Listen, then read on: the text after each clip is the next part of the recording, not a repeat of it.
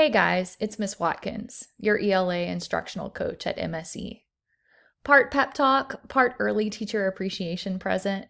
I wanted to create this video both to highlight all the amazing things you guys have done this year and also to inspire you, hopefully, to take these last 6 weeks with your students and make the most of what they have to offer. If you're like me, this time of year can get a little tricky. We're exhausted, kids are exhausted, and everybody can find it hard to summon the motivation to keep going. But just to remind you what superheroes you really are, let's take a look at what you've already accomplished. For starters, you have learned and arguably mastered an entirely new method of instructional delivery. Not only once, but twice. First when we went virtual, and then all over again this spring when we began welcoming students back for hybrid. In case no one's told you lately, that's a really big deal. The fact that you hung in there and were willing to learn and adapt and do all of this new stuff through all the obstacles we faced is nothing short of legendary. In addition, despite the challenges of distance learning, you have created classroom cultures of warm accountability and high expectations, where students feel both safe and challenged, not only when it comes to taking academic risks, but also in the realm of trust and relationship building. You have created a space where students feel safe to be themselves, motivated by your belief in their abilities and valued for the uniqueness they offer.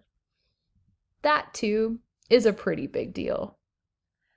And most importantly, you have shown your commitment to the idea that all students, regardless of race, background, zip code, or any other marker, deserve access to a high-quality education.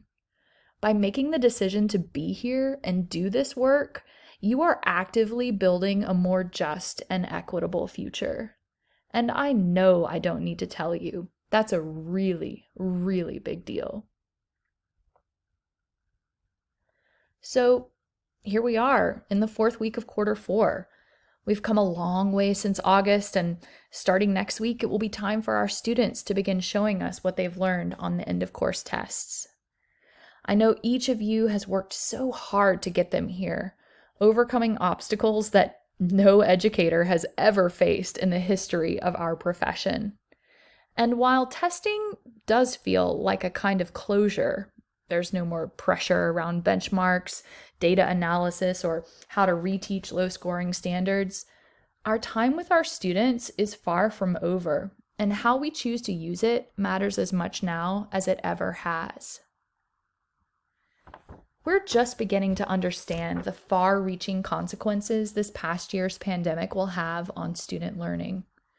And while we're waiting for data to tell us just how significant the learning loss has been, we already know the worst effects will be felt by our most vulnerable populations, our economically disadvantaged students, our students with disabilities, our English language learners, and our racial and ethnic minorities.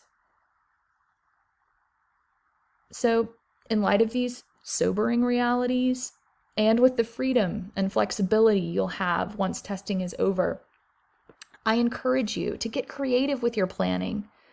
Ask yourself, what can I do to re-energize my kids, to refocus and reignite their waning motivation? Knowing what I know about my kids and their unique learning needs, what are some ways I can strengthen these areas without making the work feel like more of the same? What did my kids really enjoy from this past year? How can I use their likes and interests to make our last 5 to 6 weeks together both academically rich and thoroughly enjoyable? And most importantly, what do I need to do to take care of myself so I can continue giving my best in the way of meaningful, high-quality instruction? Whatever it takes, make sure you're prioritizing self-care because you can't pour from an empty glass. So, what might this creative planning look like? Here are a few ideas. maybe you want to design a multi-week project, either alone or something cross-curricular with your grade level teams.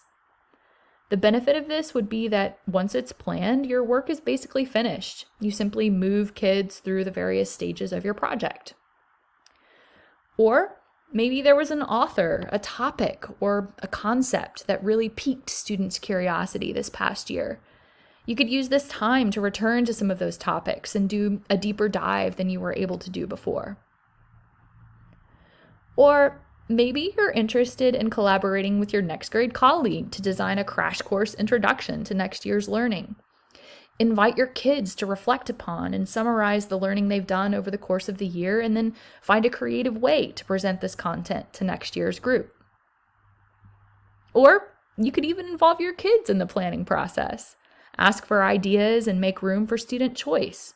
Many of my most successful lesson ideas came from listening to kids and paying attention to their wants and suggestions. As you begin to think through these possibilities, remember that your colleagues, your coaches, your academic coordinators, your principals, and your building admin teams, we're all here to help you however you need. We've seen the brilliant work you've done since day one and can't wait to support your creativity as you move students to the finish line. In closing, I want to thank you for the countless ways you have gone above and beyond to create exceptional learning opportunities for your students this year. Because of your commitment, your students' futures are bright. You have shown that nothing, not even a global pandemic, can undermine our mission to educate kids the way they deserve to be educated. So, happy early Teacher Appreciation Week. Thank you for your hard work, and I can't wait to hear what you come up with.